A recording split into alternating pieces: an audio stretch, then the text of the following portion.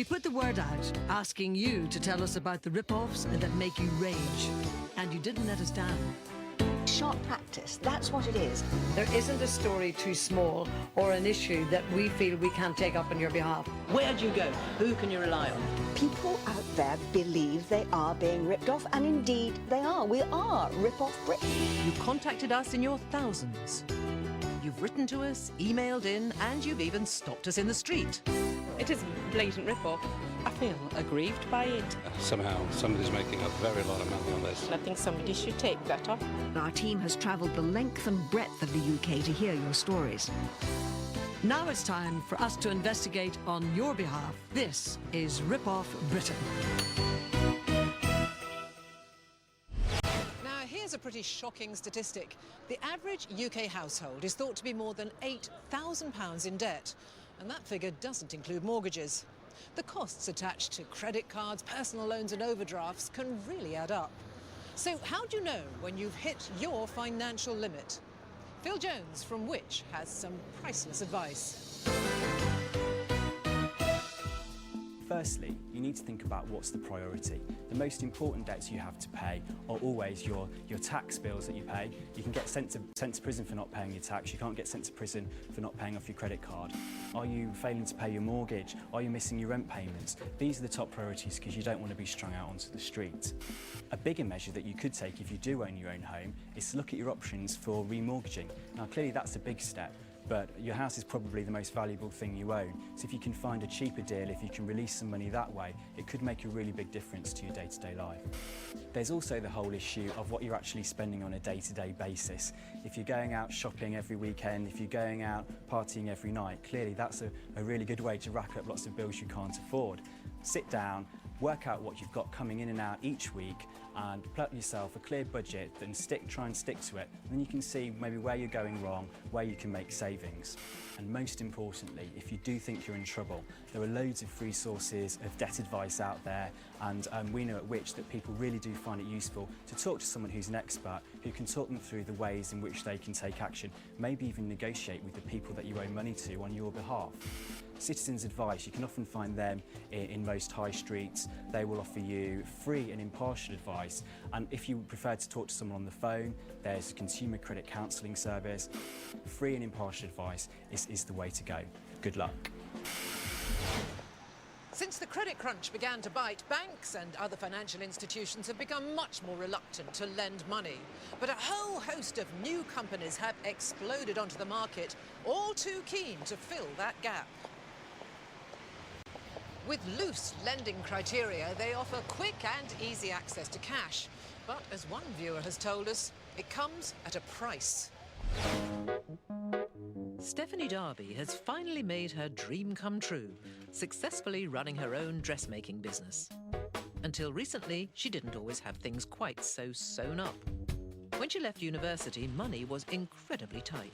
Well, I graduated from university about 3 years ago.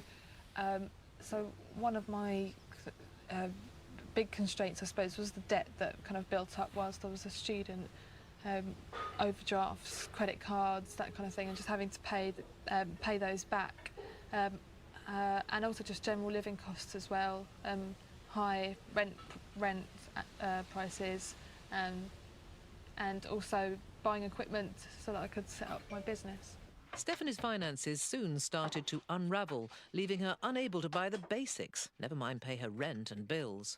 She was desperate to find a solution. I just had a long list of things that I had to pay back quickly, and I wasn't earning enough money at the time to pay those off.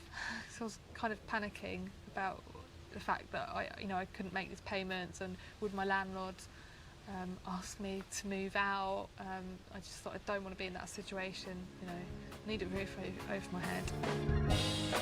Walking down her local high street, she stumbled on what she thought was the best and only solution, a shop offering something called a payday loan. More than 1 million people are thought to borrow money in this way every year. I can't remember exactly what the text was, but it was something like, get cash now. When I actually went into the store, there were posters up saying, you can get money within minutes, something along those lines. pictures of smiling ladies, you know, with cash in their hands. So, yeah, maybe we think, oh, this might be one for me. Stephanie quickly signed herself up. Too quickly, it would seem. Despite thinking she'd be able to pay the money back in a matter of weeks, the weekly charges to renew the loan soon added up, pushing her further and further into debt. I initially borrowed £300, which came in, I had to give them 6 cheques of £50, and I had to pay them £7 per cheque, so that in order for me to, you know, receive the money. So that's £42 I would pay them. And then the following month, I didn't have enough money in my account for the money to come out. So what I would have to do is actually go back into the store with my paperwork and say, I want to renew all of these cheques, and then have to pay another £7. And renewing them meant that it would be another 30 days added on before they come out. So basically that cycle just continued over a number of months. Unable to free herself from this cycle, Stephanie found she could barely keep her head above water. I felt very frustrated. Each month would go by and I still haven't been able to save up enough money in order to pay off the loan, so I'd have to renew it every month, which meant still having this loan hanging over my head, but also having to part with quite a bit of money just so that I wouldn't have to pay back the whole amount. Stephanie's experience isn't unusual. Payday loan firms often charge as much as 2,500% in interest. Despite this, the number of people taking them on has more than quadrupled since 1996. I took out 400 and I ended up paying back with the monthly payments roughly about double, so 800 altogether. After I had paid it back, I felt relieved, but I also felt like I'd really thrown my money away, and I wished that I hadn't done it. And I knew that I would never do it again.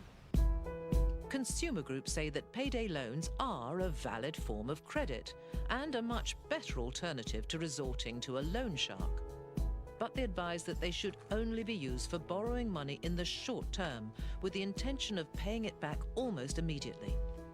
Stephanie didn't do this and has been left paying the price. I would say don't get out a payday loan at all. Forget about that, and just talk to people about your problems. It's, you know, it's not abnormal to have these kind of problems, and especially for graduates as well who find it quite hard to find work. You know, it's a normal thing. I would just say, you know, talk to your family or close friends about it, and maybe you can come up with another solution. You know, there's always the option of extending your overdraft, or, you know, cutting down your living costs as well.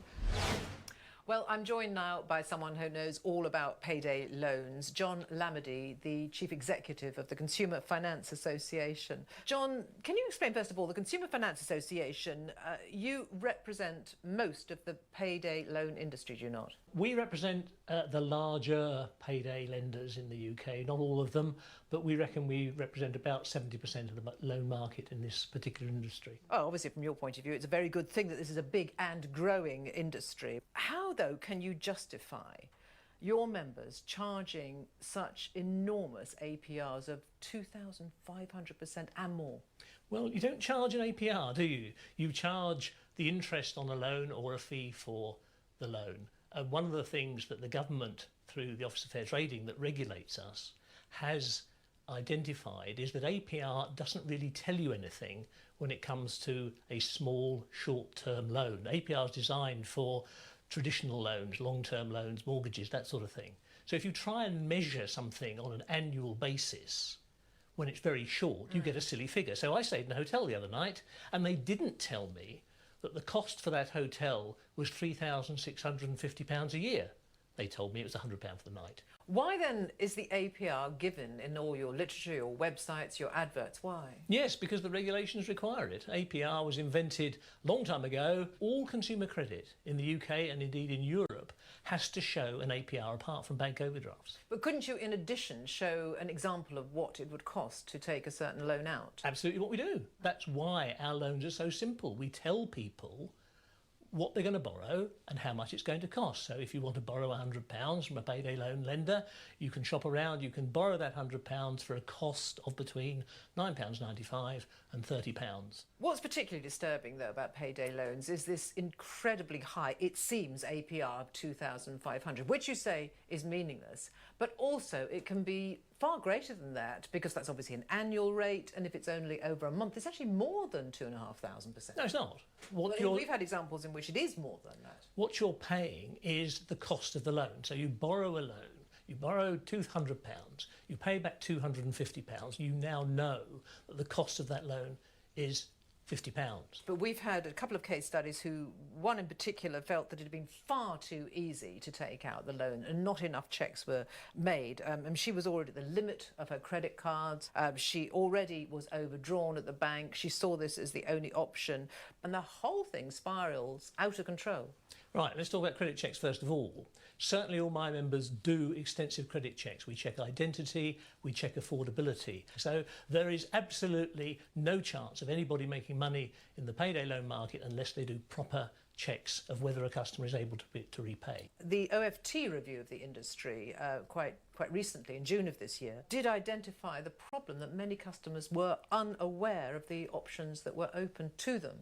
I mean, you are claiming your members do enough to make customers aware of the other options. Entirely right. If somebody Why then would the OFT say you're not doing enough? What the OFT was saying was that there may not be generally sufficient consumer awareness of free advice services. Interestingly, the OFT is taking action against some of the debt management companies who charge a fee. All my members will recommend to a customer who is in debt problems to go and seek that advice. It's free and it will help them out of their debt problems. Another part of that review by the OFT was suggesting that the government should consider introducing wealth warning statements on adverts. Do you think, as a body, you support that suggestion? Because your adverts do tend to go out on prime time slots, don't they? Yes. I mean, advertising is very highly regulated and it's going to change. As from 1st of February next year, there are going to be new advertising rules brought in because of European legislation. So across the whole of the EU, we will have the same advertising rules for credit. Well, this research was by Consumer Focus. It was research which suggested that payday loan borrowers are taking out on average 3.5 loans a year. Well, 3.5 loans a year means you may be a very good customer from our point of view, because you may borrow, pay it back, come back 3 months later, borrow, pay it back again. Often rolling it over, though, according to this research. Well, I agree, and we were involved with Consumer Focus on that research, but their research was only qualitative. They only interviewed 20 people on that. They didn't do quantitative research with 2,000 people. So what are you saying? It's not true? No, what I'm saying is that the people they talked to may have had that problem, but I'm saying it's not symptomatic of an entire industry. But it is... It's that slightly odd if they hand-picked 20 people who happen to have this problem. Well, I don't know. How did they get them referred? Did they get them referred from debt advice agencies? If so, you yes, were part of the research. No, we assisted with the research and we gave information. But this is what you do with your credit card every month. Every month on your credit card, you have a choice. Am I going to pay off the whole lot, or am I going to pay off some of it? And in many cases, people only pay off the interest, or not even the interest. So consumers roll over every month on their credit cards, month after month after month after month, without any further checks. So would you take out a payday loan? I wouldn't. I'm not the demographic that would take out a payday loan.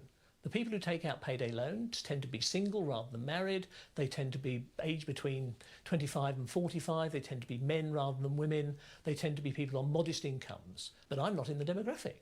So I also wouldn't take out a payday loan. If you were in that demographic, would you recommend that this is a If I was in the proper avenue to demographic go and down? I had a need for a small amount of money over a short period of time, my car headlights had gone out and I needed to replace them urgently because I wasn't a member of the RAC, then I would definitely recommend it if I knew I had the ability to pay it back. You are confident, are you, that all your advertising, all your websites, all your literature does set out how much, in real terms, a loan will cost over a month or whatever the short term is, not the annual rate. Absolutely. My members will tell you. You tell us how much you want to borrow, we'll tell you how much it's going to cost. Very easy. And you know that before you get committed to absolutely anything.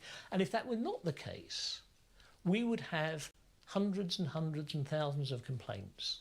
Now, anybody who wants to complain about a payday lender, they can go to the Financial Ombudsman. Financial Ombudsman Service is there. They don't even have a category for payday loan complaints. They're so tiny. Customers like it. It's commentators who think there must be something wrong with it, but the customers like it very much.